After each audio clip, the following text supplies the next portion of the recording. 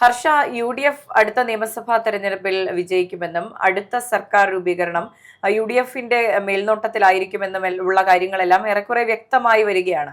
അതിന്റെ പ്രശ്നങ്ങളും അതിന്റെ പല ഗുരുതരമായ അവസ്ഥകളും പാർട്ടിക്കുള്ളിൽ തന്നെ നടക്കുന്നു എന്നാണ് മനസ്സിലാകുന്നത്. കൊഴിഞ്ഞുപോയ ഇലകൾ പലതും തിരിച്ചു വരുന്നു എന്ന വാർത്തയാണ് ഇപ്പോൾ ലഭിക്കുന്നത്. അപ്പോൾ ഏറെക്കുറെ എല്ലാവരും ഓപ്പോസിറ്റ് പാർട്ടികളും അതുപോലെ തന്നെ UDFും അംഗീകരിച്ചിരിക്കുന്നു വിജയം. അതെ, തീർച്ചയായിട്ടും. പക്ഷേ ഇവിടെ മേഘ, കൊഴിഞ്ഞുപോയ ഇലകൾ എന്ന് പറയുമ്പോൾ പലരും തെറ്റിദ്ധരിക്കാൻ സാധ്യതയുണ്ട് ഇനി ജോസ് കെ മാണിയുടെ 2 ഇല വീണ്ടും കോൺഗ്രസിലേക്ക് വരുന്നുണ്ടോ എന്നുള്ളത്. പക്ഷേ ഇവിടെ അങ്ങനെയല്ല.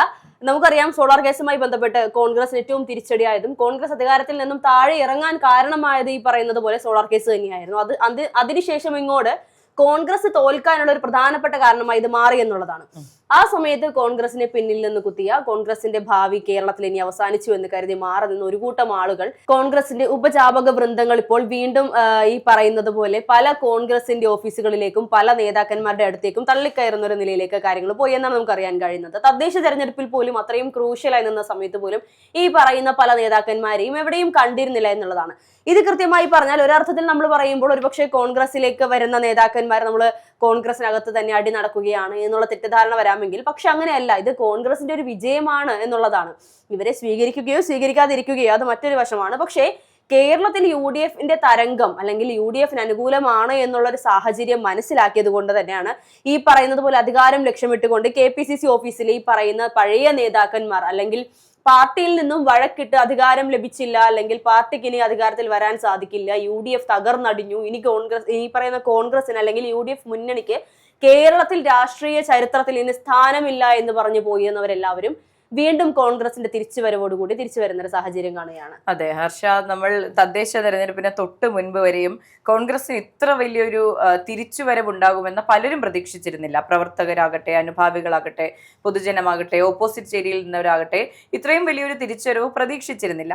പക്ഷേ തദ്ദേശ തെരഞ്ഞെടുപ്പിന് ശേഷം നമ്മൾ പരിശോധിക്കുകയാണെങ്കിൽ ഒരുപാട് പ്രവർത്തകർ കോൺഗ്രസിലേക്ക് തിരിച്ചു വരുന്നു. ന്യൂട്രൽ ലൈനിൽ നിന്ന പലരും കോൺഗ്രസ് പൊളിറ്റിക്സ് പറയുന്നു. നമ്മൾ മാധ്യമങ്ങൾ വരെ കണ്ടു, പല മുഖ്യധാര മാധ്യമങ്ങളും ഇടതുപക്ഷ നിലപാടിൽ നിന്ന് വ്യതിചലിച്ച് അതെ, ഒരു ചെറിയൊരു ചെരിവ് കാണുന്നുണ്ട് നമ്മൾ. ഇത് തന്നെയാണ് ഈ പറയുന്ന കോൺഗ്രസ് വിജയത്തിലേക്ക് എത്തുന്നു എന്നതിന്റെ വലിയ സൂചന. ഇപ്പോൾ കോൺഗ്രസിനെ പറ്റിയുള്ള ഏറ്റവും വലിയ ആക്ഷേപം എന്ന് പറഞ്ഞിരുന്നത് കോൺഗ്രസിന്റെ ഉള്ളിലെ പടലപ്പിണക്കങ്ങളും തമ്മിൽ തല്ലും ഗ്രൂപ്പിസവും സീറ്റിന് വേണ്ടിയിട്ടുള്ള അടിയും ഇതൊക്കെ തന്നെയായിരുന്നു. പക്ഷെ ഇതിനെല്ലാം വലിയ മാറ്റം വന്നിരിക്കുകയാണ്. ആ തദ്ദേശ തെരഞ്ഞെടുപ്പിനായിട്ടുള്ള കാൻഡിഡേറ്റ് ലിസ്റ്റ് പുറത്തു വന്നതോടുകൂടി ഈ പറഞ്ഞ പ്രശ്നങ്ങളെല്ലാം മാറിയിരിക്കുകയാണ്. തീർച്ചയായിട്ടും. പക്ഷേ തദ്ദേശ തെരഞ്ഞെടുപ്പിന്റെ ഫലം വരുന്നത് വരെ ഇതാരും ശ്രദ്ധിച്ചിരുന്നില്ല എന്നതാണ് വസ്തുത.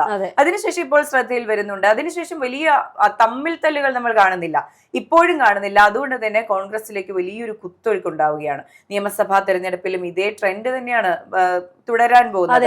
ഈ പറഞ്ഞതുപോലെ മുതിർന്ന നേതാക്കൾ പറയുന്നത് പോലെ കൃത്യമായി ജയിക്കാൻ സാധ്യതയുള്ള മണ്ഡലങ്ങളിൽ ജയിക്കാൻ സാധ്യതയുള്ള കാൻഡിഡേറ്റ്സിനെ ഇറക്കി കൃത്യമായി എല്ലാ നേതാക്കളും, എല്ലാ പ്രവർത്തകരും, എല്ലാ അണികളും ഒരുപോലെ പ്രവർത്തിച്ച് തിരിച്ച് അധികാരത്തിൽ കയറുക എന്നുള്ള ഉദ്ദേശത്തോടുകൂടി മുന്നോട്ട് പോവുകയാണ്. അപ്പോൾ നമ്മൾ ഈ കണ്ടതുപോലെ 2020 പാർട്ടി BJPയിലേക്ക് സാബും ജേക്കബ് പോയപ്പോൾ പല പ്രവർത്തകരും കോൺഗ്രസിലേക്ക് വന്നതുപോലെ ഒരു എന്ത് ഓൾട്ടർനേറ്റീവ് ആണ് നമുക്കുള്ളതെന്ന് ചോദിക്കുമ്പോൾ UDFിലേക്ക് വരിക എന്നുള്ള ഓൾട്ടർനേറ്റീവിലേക്ക് എല്ലാവരും ചിന്തിക്കുന്നുണ്ട്. അത് തന്നെയാണ് UDFന്റെ വിജയം. അത് തന്നെയാണ് ഞാൻ ആദ്യം പറഞ്ഞതും. ഈ പറഞ്ഞതുപോലെ ഈ വിജയത്തിലേക്ക് എത്തുന്നു. അടുത്ത സർക്കാർ രൂപീകരിക്കുന്നത് VD സതീശന്റെ നേതൃത്വത്തിൽ, അല്ലെങ്കിൽ രമേശ് ചെന്നിത്തലയുടെ നേതൃത്വത്തിൽ, KC വേണുഗോപാലിന്റെ നേതൃത്വത്തിൽ, ആരുടെയെങ്കിലും ഒക്കെ നേതൃത്വത്തിൽ, അല്ലെങ്കിൽ ഇവരുടെ എല്ലാവരുടെയും കൈകോർത്ത പരിശ്രമത്തിന്റെ ഫലമായി UDF സർക്കാർ ആയിരിക്കും എന്നുള്ളതാണ്. അത് തന്നെയാണ് ഈ പറഞ്ഞ കോൺഗ്രസിന്റെ പാർട്ടി ഓഫീസുകളിലേക്ക് തള്ളിക്കയറുന്നു. വളരെ ബേസിക് ആയിട്ട് ഇങ്ങനെ കോൺഗ്രസിനെ പുകഴ്ത്തിക്കൊണ്ടുള്ള സ്റ്റാറ്റസുകൾ, ഫേസ്ബുക്ക് പോസ്റ്റുകൾ നമ്മൾ കുറെ കാണുന്നുണ്ട്. മാധ്യമങ്ങൾ ഒരു സൈഡിലോട്ടുള്ള ചരിവ് നമ്മൾ കാണുന്നുണ്ട്. ഈ കാണുന്നതെല്ലാം ഈ വലിയൊരു ട്രെൻഡിലേക്കുള്ള പോക്ക്. അതെ, തീർച്ചയായിട്ടും. ഇവിടെ നമ്മൾ ശ്രദ്ധിക്കേണ്ട ഒരു കാര്യം എന്ന് പറയുന്നത്, തിരഞ്ഞെടുപ്പ് പ്രഖ്യാപനമായിട്ടില്ല, അല്ലെങ്കിൽ സ്ഥാനാർത്ഥി പട്ടിക പുറത്തു വന്നിട്ടില്ല, ആരൊക്കെ സ്ഥാനാർത്ഥികളാകുമെന്നുള്ളതിന്റെ ഊഹാപോഹങ്ങൾ മാത്രമാണ് ഇപ്പോൾ പുറത്തു വന്നിട്ടുള്ളത്. ഈ ഒരു സാഹചര്യത്തിൽ തന്നെ, ഈ ഒരു സമയത്ത് തന്നെ പണ്ട് വിരമിച്ചു പോയ, അല്ലെങ്കിൽ പണ്ട് വഴക്കിട്ട് പോയ പലരും ഇപ്പോൾ സ്ഥാനാർത്ഥികളെ പ്രഖ്യാപിക്കുന്നതിന് മുൻപ് തന്നെ മന്ത്രിമാരുടെ പേഴ്സണൽ സ്റ്റാഫായിട്ട് താൻ നിന്നോളാം അല്ലെങ്കിൽ താൻ ഉണ്ടാകും എന്നുള്ള രീതിയിൽ പറയാതെ പറയുന്ന ഒരു നിലയിലേക്ക്, അതുപോലെ തന്നെ ബോർഡ് കോർപ്പറേഷൻ പദവികളിലേക്കൊക്കെ തന്നെയും ലക്ഷ്യമിട്ടുകൊണ്ട് മുന്നോട്ട് വരുന്ന ഒരു കൂട്ടം ആളുകളുണ്ട് എന്നുള്ളതാണ്. 70 വയസ്സിന് മുകളിൽ പ്രായമുള്ള മുതിർന്ന നേതാക്കന്മാരാണ് ഈ വരുന്നതൊക്കെ തന്നെയും. ഇവർക്ക് പ്രസ്ഥാനത്തോടുണ്ടായിരുന്ന സ്നേഹം എന്താണ് എന്നുള്ളത് കഴിഞ്ഞ കുറച്ച് വർഷങ്ങളായി നമ്മൾ കണ്ടതാണ്. 10 വർഷത്തോളമായി ഇപ്പോൾ സജീവമായി നിൽക്കുന്ന പല നേതാക്കന്മാരുടെയും കഠിനമായ പരിശ്രമം തന്നെയാണ് വീണ്ടും കോൺഗ്രസിന് ഒരു തിരിച്ചുവരവിന് കാരണമായിട്ടുള്ളത്. അപ്പോൾ ഇപ്പോഴത്തെ പ്രതിപക്ഷ നേതാവ് വി ഡി സതീശന്റെ ഒരു ഇത് മാത്രമല്ല, അതിനപ്പുറത്തേക്ക് ഇതിന് മുൻപത്തെ പ്രതിപക്ഷ നേതാവായിരുന്ന രമേശ് ചെന്നിത്തലയുടെ അല്ലെങ്കിൽ മറ്റു പല കെ സി വേണുഗോപാലിനെ പോലെ ഒരുപാട് അടൂർ പ്രകാശിനെ പോലെ സണ്ണി ജോസഫിനെ പോലെ ഒരുപാട് മുതിർന്ന നേതാക്കന്മാരെല്ലാവരും തന്നെയും പ്രയത്നിച്ചുകൊണ്ട് ഉള്ള ഒരു വിജയത്തിലേക്കുള്ള ഒരു കുതിപ്പ് ഇപ്പോൾ കോൺഗ്രസ് കാഴ്ചവെക്കുമ്പോൾ UDF മുന്നണി കാഴ്ചവെക്കുമ്പോഴാണ് ഈ പറയുന്ന നേതാക്കന്മാരൊക്കെ രംഗത്ത് വരുന്നത്. നമ്മൾ ചിന്തിക്കണം, ഇതിനു മുൻപ് 2016 ഇത്തരത്തിൽ LDF അധികാരത്തിൽ വന്ന സമയത്ത് LDF ഇനിയിപ്പോൾ UDF അധികാരത്തിൽ വരില്ല എന്ന് പ്രതീക്ഷിച്ചുകൊണ്ട് LDF പോയ ആളുകൾ 2021 വീണ്ടും LDF UDF എന്ന് പറഞ്ഞു നിന്നപ്പോൾ തിരിച്ചു വരാനൊന്നും തുനിഞ്ഞെങ്കിലും വീണ്ടും LDF തന്നെ പോയവർ ഇപ്പോൾ തുടർഭരണം ഉണ്ടാകില്ല എന്ന് ഉറപ്പായപ്പോൾ വീണ്ടും ആ പ്രസ്ഥാനത്തെ തള്ളിപ്പറഞ്ഞുകൊണ്ട് വീണ്ടും കോൺഗ്രസിലേക്ക്, തങ്ങളെ വളർത്തിയ പ്രസ്ഥാനത്തിലേക്ക് തിരിച്ചു വരുന്ന ഒരു സാഹചര്യം. പക്ഷെ അതൊക്കെ കോൺഗ്രസ് പാർട്ടി ഇപ്പോൾ ചിലപ്പോൾ അംഗീകരിക്കുമായിരിക്കാം. പക്ഷെ ഇതിനേക്കാൾ വലിയൊരു തമാശ മറ്റൊന്നുണ്ട് മേഘ. ഇപ്പോൾ പുറത്തു വരുന്ന വാർത്തകളിൽ നിന്ന് നമുക്ക് മനസ്സിലാക്കാൻ സാധിക്കുന്നത്, നമ്മൾ രാവിലെ ചർച്ച ചെയ്തപ്പോൾ പറഞ്ഞിരുന്നു, ഞാനും രാഹുൽ രവീന്ദ്രനും കൂടി ചർച്ച ചെയ്തപ്പോൾ പറഞ്ഞതുപോലെ 10 സീറ്റിന് പകരം 8 സീറ്റ് മാത്രമായിരിക്കാം ജോസഫ് വിഭാഗത്തിന് കോൺഗ്രസ് നൽകുകയുള്ളൂ എന്ന് പറയുമ്പോൾ ഈ പറയുന്ന ജോസഫിന്റെ തിരിച്ചുള്ള മറുപടി എന്ന് പറയുന്നത്, അങ്ങനെയെങ്കിൽ ഈ 140 മണ്ഡലങ്ങളിലും വിജയ സാധ്യതകൾ തന്നെ ഉറപ്പാക്കണം, ഒരിക്കലും മുഖം നോക്കരുത് എന്നൊരു സൂചന ജോസഫ് വിഭാഗം കോൺഗ്രസിന് നൽകി എന്ന് പറയുന്നുണ്ട്. കോൺഗ്രസ് പാർട്ടിയാണ് ഇതുപോലുള്ള ചെറിയ ചെറിയ വാക്കേറ്റങ്ങളൊക്കെ ഉണ്ടാവും. പക്ഷെ ഇതൊരു വാക്കേറ്റമായിട്ടല്ല, മറിച്ച് അദ്ദേഹത്തിന്റെ ഒരു അഭിപ്രായം അദ്ദേഹം തുറന്നു പറഞ്ഞത് അവിടെ അവസാനിച്ചു എന്നുള്ളതാണ്. ഇപ്പോൾ അതിനെ പോലും മുതലെടുത്തുകൊണ്ട് ചില മാധ്യമങ്ങളിലൂടെ പുറത്തു വരുന്ന വാർത്തകൾ എന്ന് പറയുന്നത്, ജോസ് കെ മാണിയുടെ മാണി വിഭാഗം ഈ പറയുന്ന ജോസഫ് വിഭാഗത്തെ ചേർത്ത് പിടിക്കാൻ ഒരുങ്ങുന്നു, ലയനത്തിനൊരുങ്ങുന്നു. അതിന് മാണി വിഭാഗം തയ്യാറായിരിക്കുകയാണ്. ജോസ് കെ മാണി ഇരു കൈയും നീട്ടി PJ ജോസഫിനെ സ്വീകരിക്കാൻ തയ്യാറായി നിൽക്കുന്നു. ജോസഫ് വിഭാഗം LDF പോകുന്നു എന്നുള്ള വാർത്തകൾക്ക് ചൂടേറിക്കൊണ്ടിരിക്കുന്നു എന്നുള്ളതാണ് യാഥാർത്ഥ്യം. ഇതൊന്നും നടക്കാൻ പോകുന്നില്ല. നമുക്കറിയാം, ഇപ്പോൾ LDF നേട്ടം വരുന്ന സാഹചര്യത്തിൽ അതിന്റെ പങ്ക് തീർച്ചയായും കോൺഗ്രസിലേക്ക് പോകുന്നുണ്ട്.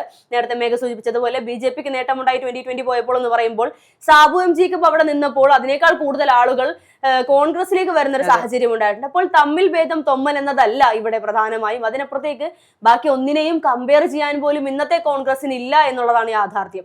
മറ്റെല്ലാത്തിനെയും മുന്നിൽ നിന്നുകൊണ്ട് പൊതുജനം വിശ്വസിക്കുന്ന ഒരു പാർട്ടിയായി കോൺഗ്രസ് അല്ലെങ്കിൽ ഒരു മുന്നണിയായി UDF മാറിയിട്ടുണ്ട് എന്നുള്ളതാണ് ഇപ്പോൾ മനസ്സിലാക്കാൻ സാധിക്കുന്നത്. ഈ പറയുന്ന 70-75 വയസ്സിന് മുകളിൽ പ്രായമുള്ള അല്ലെങ്കിൽ 10-15 വർഷങ്ങൾക്ക് മുൻപ് വിരമിച്ചു പോയ ഈ നേതാക്കന്മാരെല്ലാം തന്നെയും വീണ്ടും അധികാരമോഹത്തോടു കൂടി കോൺഗ്രസിലേക്ക് വരുന്നുണ്ടെങ്കിൽ ഇവരെ ഇനിയും കോൺഗ്രസ് വിശ്വസിക്കുമോ എന്നുള്ളത് സംശയമാണ്. അതെ, അതുപോലെ തന്നെ ഇടതുപക്ഷത്തുള്ള പലരും മറ്റു പല ജോലികളും തേടിപ്പോയി തുടങ്ങിയിരിക്കുന്നു. നമുക്കറിയാം, എല്ലാ സ്ഥാപനങ്ങളിലും പാർട്ടി റെക്കമെൻഡ് ചെയ്ത നോമിനേറ്റ് ചെയ്ത പല ആൾക്കാരും ജോലി ചെയ്യുന്നുണ്ട്.